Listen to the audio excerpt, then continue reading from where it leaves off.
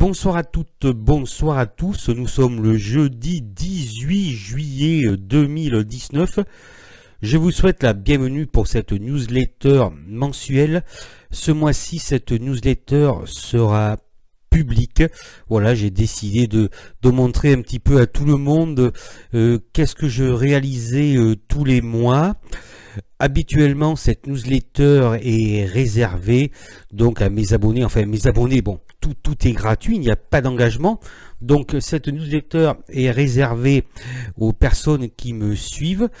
Donc, ce mois-ci, elle est publique pour les suivantes. Si, bien évidemment, cette newsletter vous plaît, si les sujets vous plaisent, vous pourrez me contacter, donc me laisser votre email et ainsi tous les mois vous recevrez donc la newsletter, où je parle bien sûr des marchés, mais où je parle également d'une valeur. Donc tous les mois je présente une valeur. Le mois dernier c'était Solution 30, je vais y revenir. Voilà, pour ceux qui me connaissent pas, je suis Stéphane Breuil, j'ai 48 ans, je suis trader pour compte propre depuis novembre 2016 à plein temps. Voilà, je réalise une performance actuellement de 84% depuis février 2016 et pour le moment, tous les ans, je suis positif. Donc chaque année a été positive. Je touche du bois. Voilà, pour l'instant, 2019, je suis en positif. Bien, au mois de juin, donc j'ai précisé aux personnes qui me suivaient que cette newsletter allait être très importante. Ça, je vais vous expliquer pourquoi d'ici quelques minutes, en vous expliquant ce qui se passe actuellement sur les marchés financiers. Mais avant, je vais revenir donc sur Solution 30, la valeur que j'avais présentée au mois de juin 2019. Après Solution 30, je ferai le point sur une valeur, voilà. Puisque effectivement un abonné m'a dit bon, pourquoi pas, tu devrais peut-être parler d'une valeur, voilà, présenter une valeur tous les mois. Oui, voilà, c'est vrai que c'est une bonne idée, donc c'est ce que je ferai chaque mois. Donc voilà, une autre valeur. Donc après Solution 30, une valeur, donc j'avais précisé que je surveillais depuis un certain temps, voilà. Et j'avais donc acheté des actions sur 2 de mes comptes. J'ai récemment fait une vidéo de la valeur où je donnais un objectif de 10,15 €. Voilà. La valeur aujourd'hui a touché les 10,20 €. Alors, revenons un petit peu sur Solution 30, où moi j'ai dit que voilà, j'avais pris des titres, mais surtout que je ne recommandais pas de me suivre. Pour quelle raison? Puisque je ne suis pas analyste financier, d'accord? Je précise qu'analyste financier, il faut un diplôme, d'accord? Il faut que ce soit bien clair. Donc je ne recommandais pas, absolument pas aux personnes de me suivre. Mes opérations me regardent et je ne vais pas faire comme une certaine personne, voilà, je ne citerai pas son nom, qui avait recommandé un achat massif sur Pharmasimple, il me semble que c'est en 2017, pour contrer les fonds qui vendaient la valeur. Voilà, je crois que Pharmasimple était à 29 € à ce moment-là. Voilà, moi j'étais devant l'écran ce matin-là. Effectivement, ça a chargé à l'achat, mais il fallait surtout pas acheter la valeur. Malheureusement, il y a, je pense, des personnes qui l'ont écouté, ça s'est véritablement très mal terminé pour eux. Voilà, donc moi je ne suis pas ce genre de personne, surtout que cette personne n'est absolument pas analyste en plus. Voilà, donc bien sûr c'est essentiel de connaître la technique, de savoir, moi je savais bien sûr qu'il ne fallait pas acheter le titre. Voilà, donc je n'ai pas recommandé Solution 30, voilà, j'ai donné mes positions, mais je dis surtout, voilà, après vous faites ce que vous voulez. Et pour quelle raison je ne l'ai pas fait? Donc déjà la première, c'est parce que je ne suis pas un analyste, mais la deuxième, il ne faut jamais oublier que la bourse est une probabilité. D'accord? C'est une probabilité. Vous n'êtes jamais certain, effectivement, que la valeur va aller de l'avant, même si pour Solution 30, et je l'avais indiqué donc à un abonné donc au mois de juin, donc pendant que j'étais en congé. J'ai dit de toute façon solution 30 elle va remonter. À ce moment là je crois qu'elle était à 7,80, un truc comme ça. Voilà, pour moi c'était clair, elle allait remonter, c'est ce qui s'est produit. Mais voilà, ce n'est qu'une probabilité, surtout qu'il y a un fonds spéculatif baissier en face. Donc voilà, j'explique ce que je fais, j'analyse le titre, mais jamais je ne vous recommanderai de me suivre, je trouve cela pas bien du tout. Bien, alors, cet abonné, donc, me parlait de la valeur. Moi, je l'avais acheté à 8,81 sur le PEA et 8,87 sur mon compte de trader. La valeur était bien en dessous, donc, de mon PRU. Et bien évidemment, je n'ai pas mis de stop. Voilà, je n'ai pas mis de stop. Et pour quelle raison je n'ai pas mis le stop? Parce que voilà, en bourse, il faut savoir exactement ce que l'on fait. Je savais exactement ce que je faisais. D'accord? Et pourquoi j'ai pas mis de stop? Il faut vous poser cette question. Pourquoi Nick Leeson en janvier 1995? Ceux qui ne connaissent pas Nick Leeson, je vous laisse regarder, faire des recherches. Pourquoi Nick Leeson n'a pas mis de stop? Alors je ne veux pas dire qu'il ne faut jamais mettre de stop. Attention, moi je suis un swing trader, je ne suis ni un scalper ni un intraday, bien que je puisse très bien scalper et faire de l'intraday. Cela m'arrive de faire de l'intraday, mais ce n'est pas ma personnalité, je suis un swing trader et donc je n'ai pas mis de stop sur solution 30 avant les résultats, hein. Donc je vais vous parler un petit peu de ce qui s'est passé hier. Mais quand j'ai acheté la valeur, donc avec un PRU de 8,81, je n'ai pas mis de stop parce que je savais exactement ce que je faisais. Et je savais exactement que la valeur allait remonter dans une probabilité très forte. Voilà. Ce que je veux vous dire, c'est que si vous êtes scalper, il faut mettre un stop. Si vous êtes intraday, il faut mettre un stop. Parce que voilà, vous arrivez le matin, et puis à 5h30, voilà, hein, vous avez liquidé votre position, vous avez gagné, vous avez perdu. Donc là, vous mettez des stops. Là, je n'ai pas mis de stop, puisque je précise à un abonné que je connais parfaitement le comportement de cette valeur. Et peut-être que pour une autre valeur, j'aurais mis un stop, mais là, je n'ai pas mis de stop. Pour quelle raison? Bien sûr, je ne vous le dis pas. Pourquoi Solution 30 est remontée massivement sur les 7,20 €. J'en ai racheté à 7,60 si je me rappelle bien. Ça, bien sûr, je ne vais pas vous le dire parce que ça fait partie de ma méthode. Je fais des analyses totalement gratuites, donc newsletter gratuite. Je suis ravi de le faire. Pour moi, la bourse, le trading, l'investissement, c'est une passion. Mais bien sûr, voilà, là, ça fait partie de ma méthode et je ne vous dirai pas pour quelle raison. Solution 30 a rebondi sur 7,20 €, de même que pour quelle raison Solution 30 aujourd'hui a chuté sur 10,20 €. Par contre, je vais vous expliquer le phénomène, qu'est-ce qui s'est passé aujourd'hui, on va en parler tout de suite. Hier, avant les résultats, j'ai liquidé ma position sur le PEA et j'ai liquidé peu avant la clôture une centaine de titres, donc sur mes 260 titres que j'avais sur Solution 30. Un abonné ce matin me dit mais je pense que tu as vendu trop tôt. Alors je n'ai pas voulu bien sûr le vexer, mais je savais très bien ce que je faisais, je savais très bien qu'il y avait une forte probabilité que Solution 30 dévisse aujourd'hui. Elle est montée à 10,20 €, donc 5 centimes de plus que mon objectif. Mais je vous le dis tout de suite, le maximum c'était 10,32. Alors pourquoi? Voilà, ben vous cherchez. Donc elle n'aurait pas dépassé les 10,32. Ça ne veut pas dire que maintenant elle ne va pas dépasser les 10,32. Ok, voilà. Donc connaissant bien le marché, voilà, je n'ai pas été complètement surpris de la chute de la valeur avec des excellents résultats. Je le rappelle, des excellents résultats. Alors en fait, dans cette histoire, encore une preuve, et là je vous dis devant vous que le fondamental microéconomique n'a rien à voir avec l'évolution des marchés financiers, hormis certaines valeurs.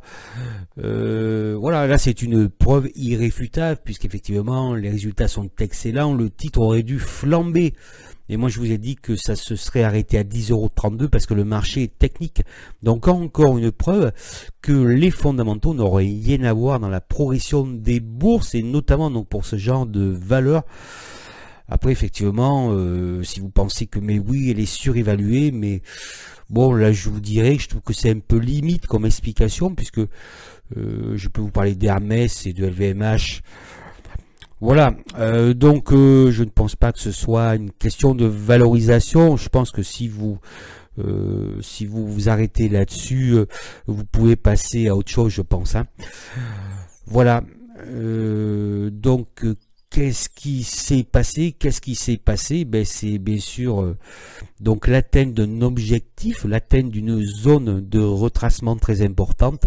Et comme il y a des fonds spéculatifs dessus, et bien il y a eu des ventes massives sur la valeur qui a entraîné sa chute jusqu'à 8,56 € en cette occasion.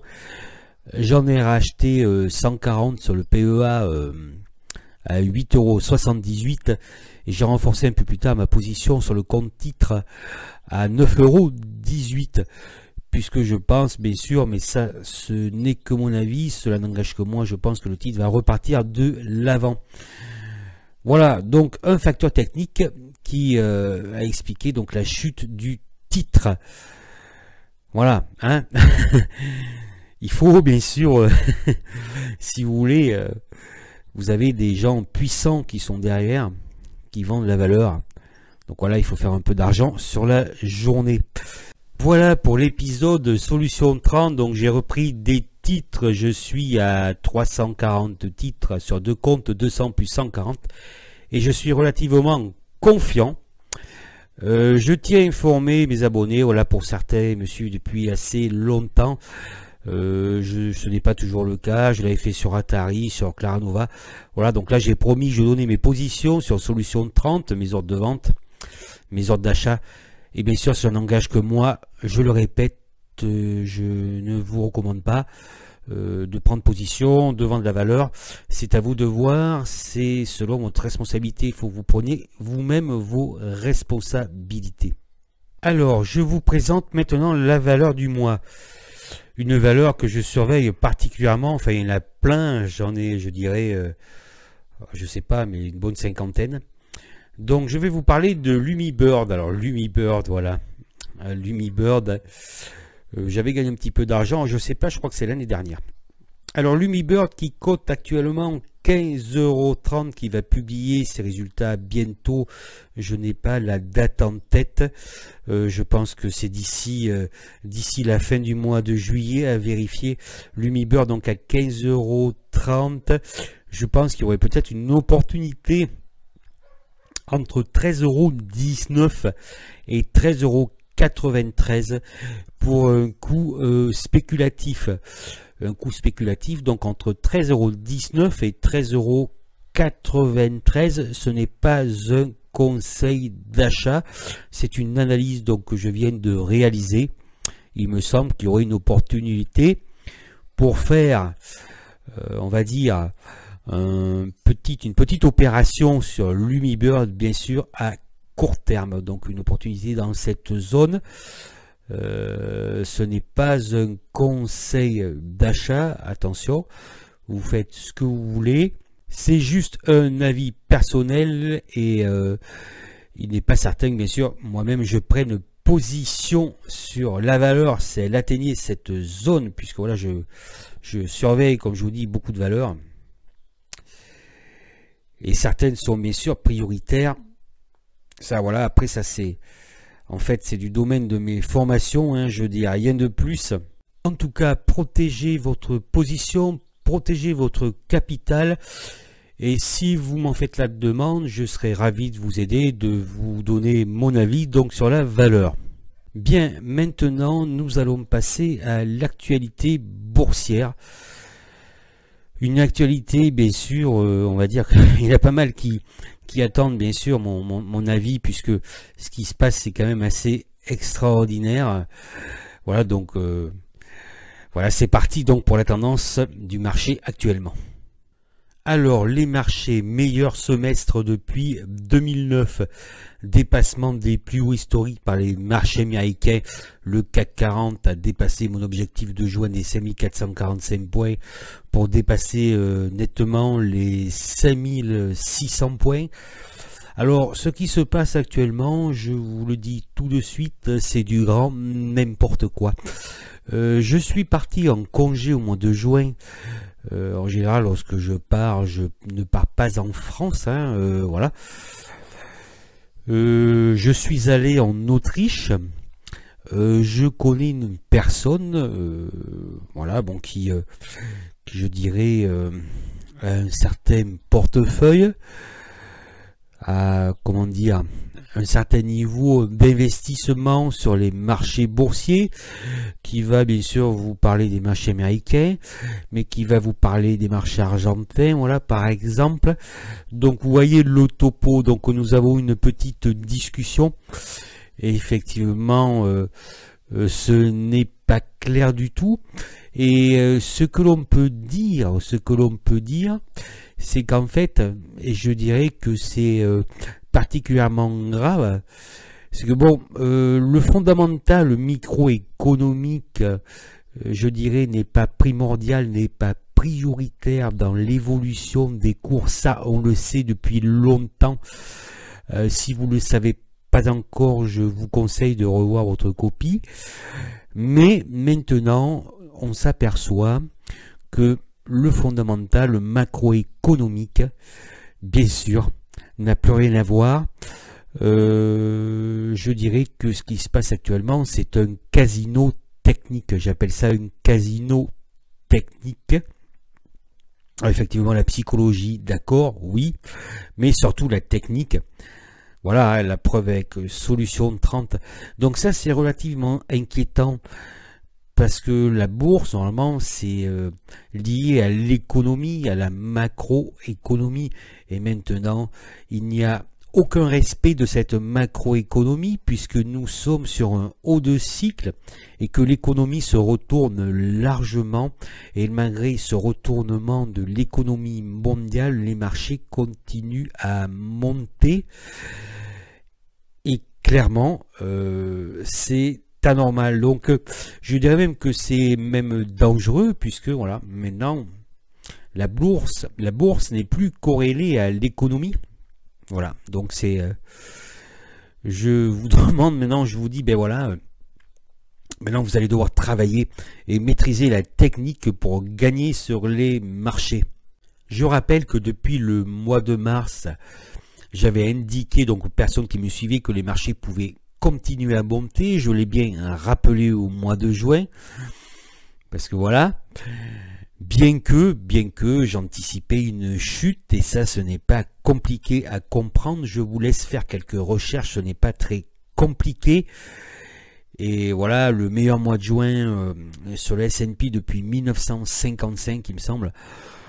Bon, c'est, alors je dirais pas que c'est de la manip, mais voilà, hein, c'est, si vous voulez, nous sommes donc sur des marchés qui perpétuent une hausse, cette hausse qui est, on va dire, alimentée, je pense, par on va dire, très peu de personnes, et qui ne respectent pas donc l'économie, la macroéconomie générale, puisque normalement, dans cette situation, les marchés devraient reculer. Alors la raison de cette hausse extraordinaire, donc, et notamment cette hausse donc au mois de juin, la raison, c'est bien sûr les banques centrales. Voilà, maintenant je dirais la carte bleue illimitée. Les banques centrales vont sauver les marchés financiers, l'argent gratuit, quoi qu'il arrive. Si ça va bien, bien sûr ça monte. Si ça va mal, et même si ça va très mal, je dirais que ça monte encore plus, puisque les banques centrales sont bien sûr maîtres de la situation. Et voilà, maintenant c'est parti. Le Dow Jones peut aller tranquillement à 100 000 points. Je crois que c'était Warren Buffett qui annonçait cet objectif. Bon, alors qu'est-ce qu'il faut penser de ça? Qu'est-ce qu'il faut penser de ça? Bien évidemment, c'est du grand n'importe quoi. Les banques centrales, voilà, bien sûr, c'est les ingérer des liquidités. Tout le monde le sait, ça va mettre un certain temps pour que l'économie se redresse. Pardon. Voilà, donc ça, on le sait, sur un déclenchement de baisse des taux, les marchés se retournent. Mais bon, comme je l'avais dit en mars, comme je l'ai répété en juin, les marchés américains sont dans une tendance haussière de long terme. Ça peut très bien continuer comme ça. Bien évidemment, je le redis, si ça continue à monter, on va dire, si on peut penser à 1999, avant l'effondrement en 2000, si ça continue comme ça, qu'on aille à 30 000 et plus, effectivement, les conséquences seront relativement catastrophiques. Donc oui, ça peut continuer, puisque maintenant, avec cet argent gratuit, avec ces taux négatifs, quelque part, on règle le problème de la dette. Vous voyez ce que je veux dire, hein. Maintenant, c'est nos limites, on emprunte, ouais, une japonisation de l'économie mondiale. La dette, c'est plus un problème, les taux sont négatifs, donc voilà, l'argent est gratuit. Comment dire, les gens fortunés sont de plus en plus fortunés, donc après les autres bien sûr sont en bas de l'échelle. Enfin voilà, donc c'est une situation qui peut continuer, mais c'est complètement anormal. Et il y a une chose que vous devez savoir, c'est que voilà, ce n'est pas compliqué pour eux, pour numéro 1 comme je l'appelle, d'appuyer sur le bouton, puisqu'il peut aisément gagner à la baisse comme il gagne à la hausse. Donc cette exagération sur haut de cycle est justifiée donc par un retournement conjoncturel. Cette exagération des marchés financiers peut continuer. Je vais bien sûr faire une analyse technique pour conclure cette newsletter. Avant, j'ai encore pas mal de choses à vous dire. Voilà, ça peut continuer, mais plus ça va continuer, et puis bien sûr ça va être, on va dire, catastrophique pour les mois et années à venir. Voilà, peut-être que 1929 ce sera un petit crack par rapport à ce qui va se passer. Voilà, donc soit on y va, ok, et on le voit d'ailleurs, je crois que le Dow Jones là il est 7h25, je crois qu'il ne perd plus que 90 points, je viens d'aller voir. Enfin voilà, ça baisse un peu, ça remonte, on l'a vu sur le CAC 40, voilà.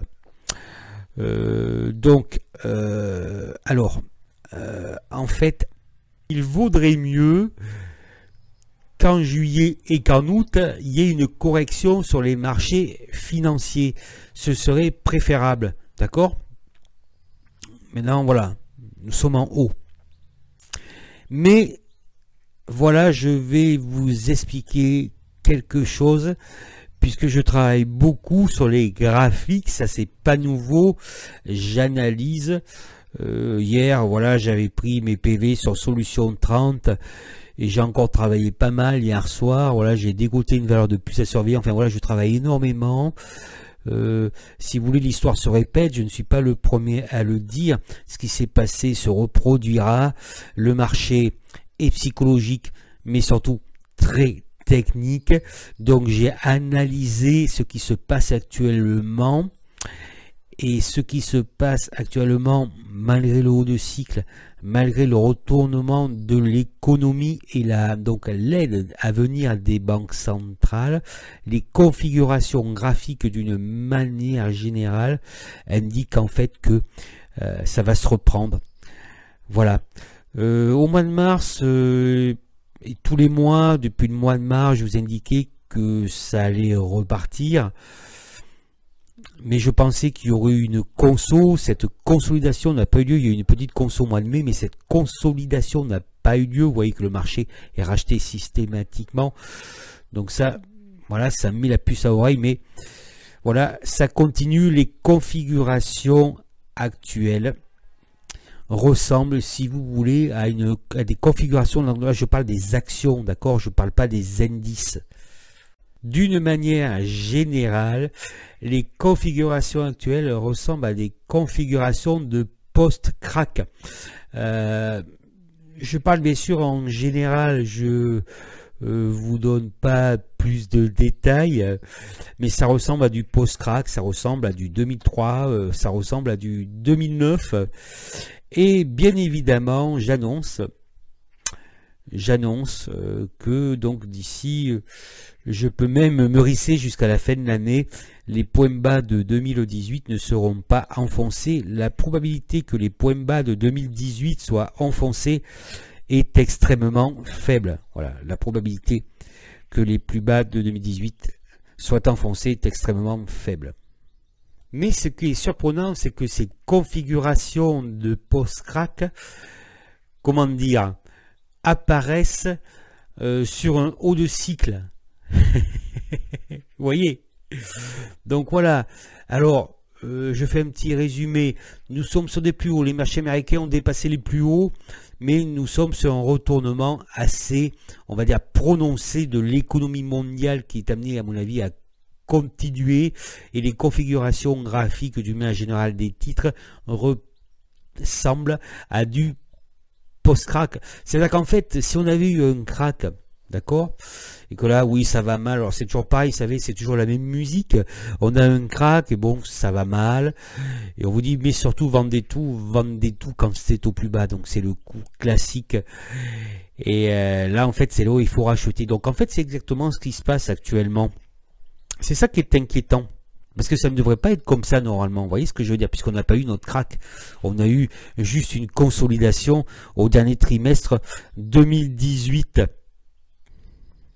Donc avec ces informations, il faut être très vigilant, parce que moi je vous dirais, voilà, on veut vous faire croire que ça va repartir, avec des configurations identiques à du post-crack, alors que nous sommes sur un haut de cycle avec un retournement de la macroéconomie générale, et qu'en fait qu'on s'attend plus à un retournement de marché, à un marché baissier, mais non, voilà.